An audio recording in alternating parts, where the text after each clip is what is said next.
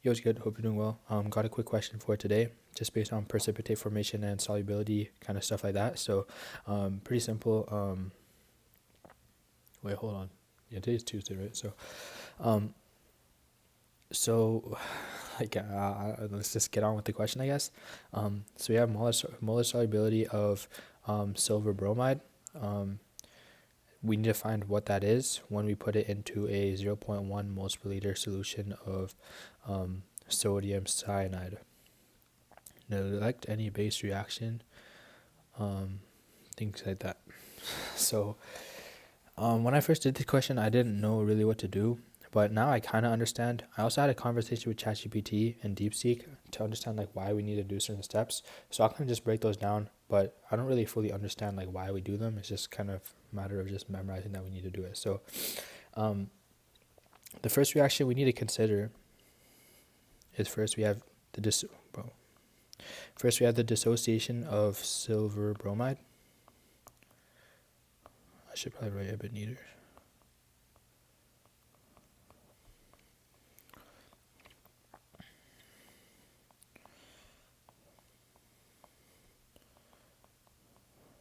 And I have my KSP value for my data sheet. This is going to be 5.0 times 10 to the negative 13. Then we also have to consider the other reaction, which is the formation of silver cyanide. Now, I'll get to like kind of the reasoning, but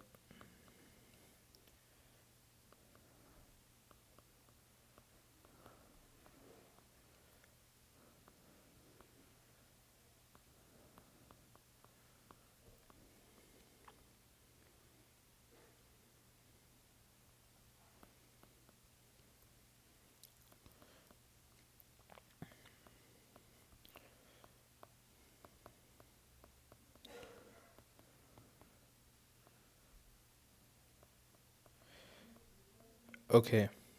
So you might notice something weird about this. Why does the product of the second reaction, have a negative charge? Well, for AgCN, that's like the only formation value. Like K, we only have the K formation value of AgCN2, which is why we have to use that one word reaction. And then the reason that it's like, hold on, bro. Let me just gather my thoughts, bro, because I'm low-key lost right now. I think the reason we don't consider sodium bromide, I'm like 99% sure, is that sodium is a group 1 ion.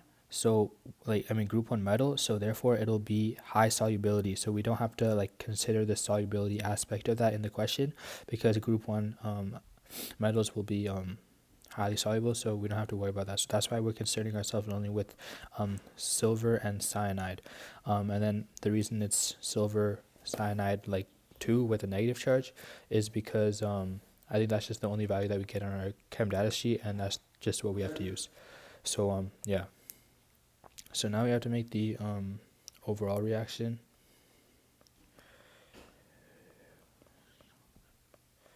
So the silver ion will cancel out.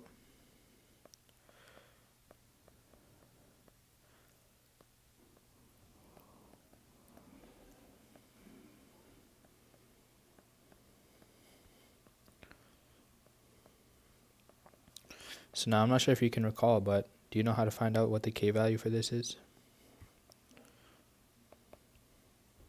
Well, because this is an addition, we're just adding the two reactions together. We're just going to be multiplying these two values. So it'll be 5.0 times 10 to the negative 13 multiplied by 5.6 times 10 to the 18. And we should get 2.8 times 10 to the... Wait, why did I write that twice? No, I didn't. Negative 13 times 10 to the 6. Bro, my throat is like still dry, bro. Okay, so now, like, another question you might be asking, or what I was asking at least, is why are we even making this net reaction? So I talked to DeepSeek and I asked, and the first answer was it simplifies the problem. Okay, so now the second thing was that, I quote, it accounts for the coupled effect, and next, it allows a complete reaction, then back equilibrium approach. So Yeah, honestly, all I got from that is that it simplifies the reaction. So we're just going to go with that. The reason we're making the net reaction is because it's going for, like, it's just simplifying. And the other reason will kind of come in a bit. But so we have the K value, right? Bro, I'm so like, why am I out of breath, bro? How did I catch my... I don't know what's going on, bro. So K is 2.8 times 10 to the 6. So this is a large K. So what this kind of helps with having like one unified reaction is because large K, if you have EQ here, what will happen is the reaction will go past it and then it'll go back in reverse to equilibrium. So having one unified reaction will kind of help with that. So we'll make our ice table now. So we have ice, excess solid, 0.10,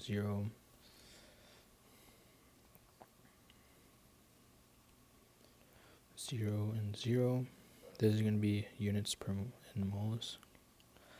So what will be the change? This will be minus x, plus x, plus x minus 2x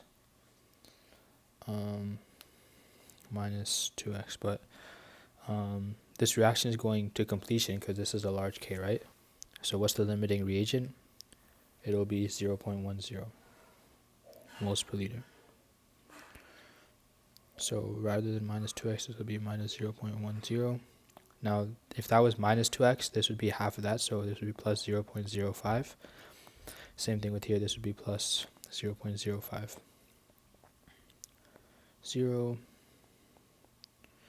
0.05, 0.05.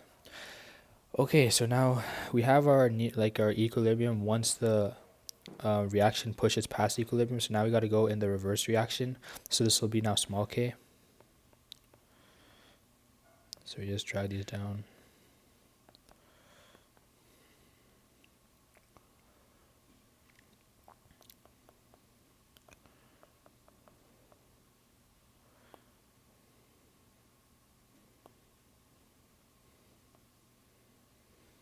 So excess 0, 0.05, 0.05.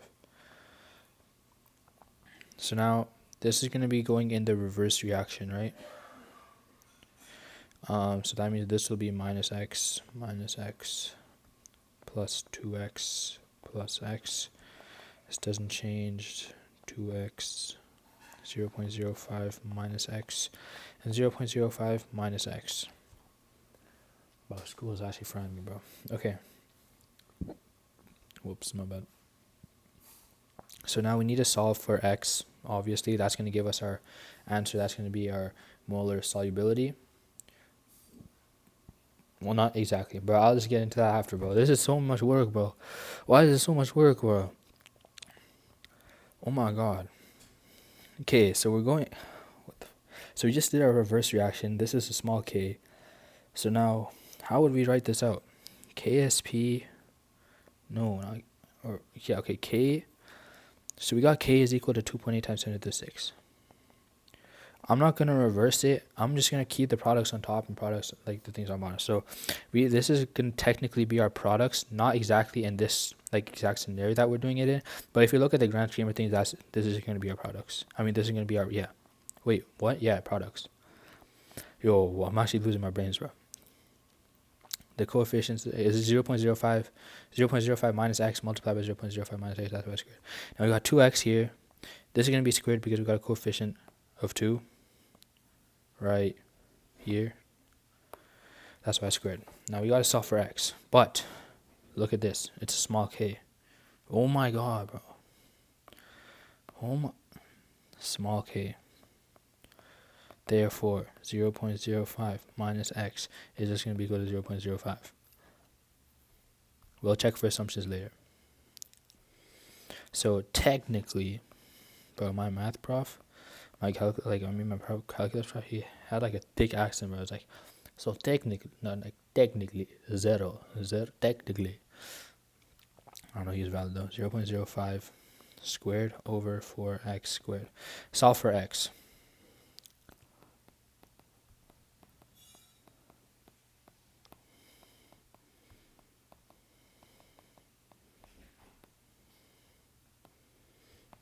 what do you get? 1.5 times 10 to the negative 5 moles per liter. So that is our X value. So now we need to find our solubility, because we're looking for the molar solubility of AgBr, or silver bromide, in sodium cyanide. So how do we find that? I really honestly don't fully understand this step either, man. I'm not gonna lie to you, bro. But allegedly, what rumor says and what ChatGPT says and DeepSeek and all that, what we need to do to find out the solubility is take AgCN2 concentration, which is 0.05, subtract X from it, and that's going to give us our molar solubility. But why? I don't know, bruh. I don't know. It doesn't make sense.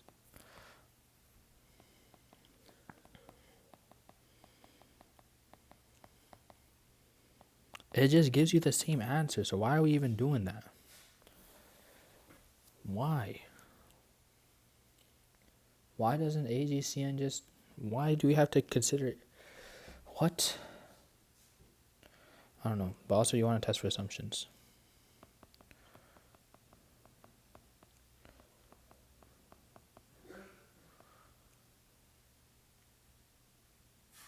Oh, this is 0.029%, so it works.